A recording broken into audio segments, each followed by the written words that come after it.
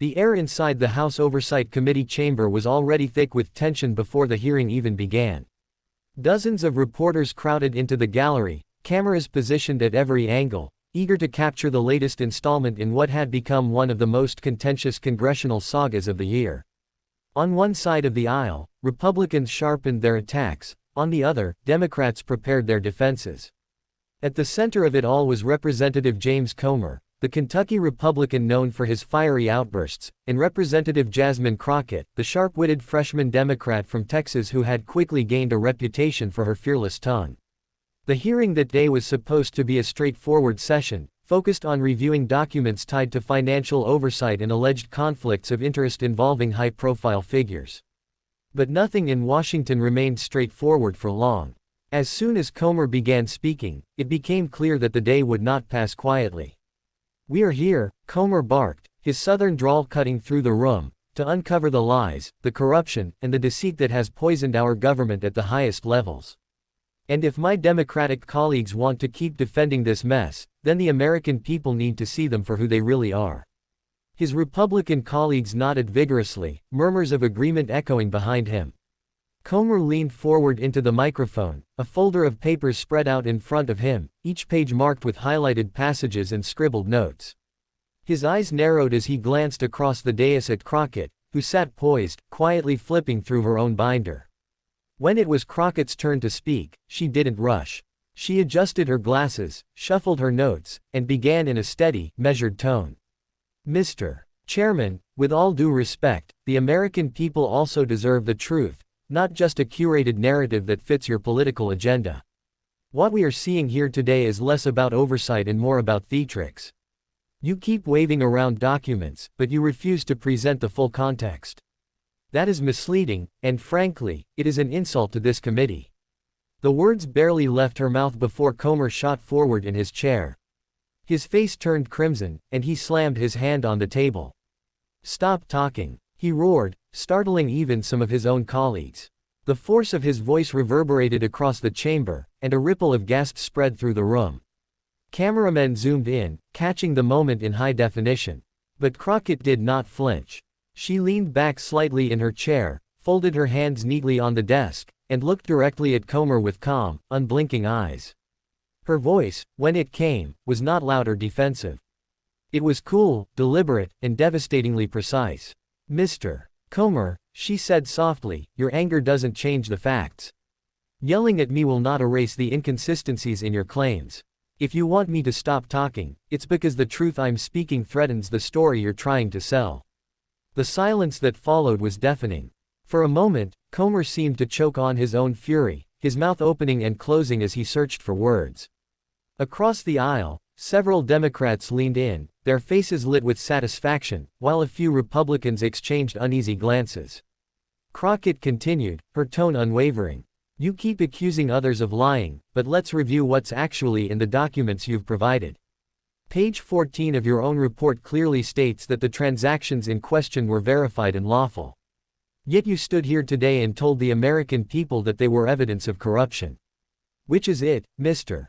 Comer? Were you misinformed, or are you deliberately misleading this committee?" The reporters in the back scrambled to jot down every word. Some whispered to each other, already anticipating the viral clips that would dominate the evening news cycle. Comer, red-faced and visibly shaken, tried to regain control. He pointed a finger at Crockett, his voice rising again. "You don't get to question my integrity. You don't get to sit there and pretend you know more about this investigation than the chairman of this committee." But Crockett only tilted her head, her expression one of restrained amusement. "I don't have to pretend, Mr. Comer. The evidence speaks for itself. And the louder you scream, the clearer it becomes that you have something to hide." Her words sliced through the chamber like a scalpel. The tension broke into a low rumble as Democrats pounded the table in support, while Republicans muttered angrily under their breath. Comer's allies tried to interject, but every attempt only seemed to amplify the sense that he had lost control of the narrative. As the hearing dragged on, Crockett's composure became the highlight of the day. She systematically dismantled Comer's arguments, pointing out discrepancies, omissions, and contradictions that undermined his entire case. Each time Comer attempted to interrupt her, she returned to the same calm, steady rhythm, exposing not just the weaknesses in his claims but also the volatility of his temperament. By the end of her questioning, even neutral observers were left stunned. Here was a freshman Democrat, barely a year into her first term, standing toe-to-toe with one of the most prominent Republican committee chairs, and winning. Outside the chamber, the reaction was immediate. Clips of the exchange flooded social media within minutes. On Twitter, hashtags like #CrockettCom and #ComerMeltdown began trending. Millions watched the moment Comer screamed, "Stop talking," only to be silenced by Crockett's unshakable poise. Commentators on both sides of the aisle weighed in, some praising Crockett for her restraint, others criticizing Comer for losing his temper so publicly. Late-night hosts seized on the incident, replaying the clip with comedic commentary. When James Comer said, "Stop talking," one quipped, "He forgot the first rule of politics, never tell a Texan lawyer to be quiet. You're just asking for trouble." Even within Congress, whispers spread quickly. Some Republicans quietly expressed frustration at Comer's performance, privately admitting that his outburst had weakened their credibility. Democrats, meanwhile, rallied behind Crockett, praising her as a rising star with the ability to cut through chaos with reasoned precision. But beyond the theatrics and the viral clips, the moment carried deeper significance. Crockett had not only held her ground, she had exposed what many suspected all along: that Comer's investigation was less about uncovering truth and more about manufacturing scandal. By calmly pointing out the contradictions in his own documents, she had shifted the focus from his accusations to his credibility. In the days that followed, Crockett's stock soared. Media outlets featured her in primetime interviews, where she reiterated her commitment to transparency and accountability. "This is not about shouting matches," she told one anchor. "It's about the facts. And no amount of yelling is going to change what's written in black and white." For Comer, however, the fallout was less kind. Though his core supporters rallied behind him, insisting that his anger was justified, the broader public narrative painted him as unstable and unprepared. Editorials questioned whether his leadership of the committee was sustainable.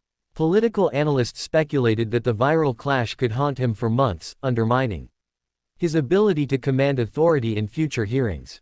Inside the Capitol, the two lawmakers passed each other in the corridors with only curt nods, their rivalry cemented in the public eye. Staffers whispered about the showdown as though it were a legendary battle, replaying the moment when Comer's fury met Crockett's calm and was exposed for what it truly was. The hearing itself faded into the background, its original purpose overshadowed by the human drama that unfolded in real time. What remained was the image of Jasmine Crockett sitting steady, composed, and fearless in the face of Comer's rage, and the undeniable reality that truth, when spoken calmly, could silence even the loudest of screams. Weeks later, when asked about the encounter, Crockett offered a simple reflection. "People mistake volume for strength," she said.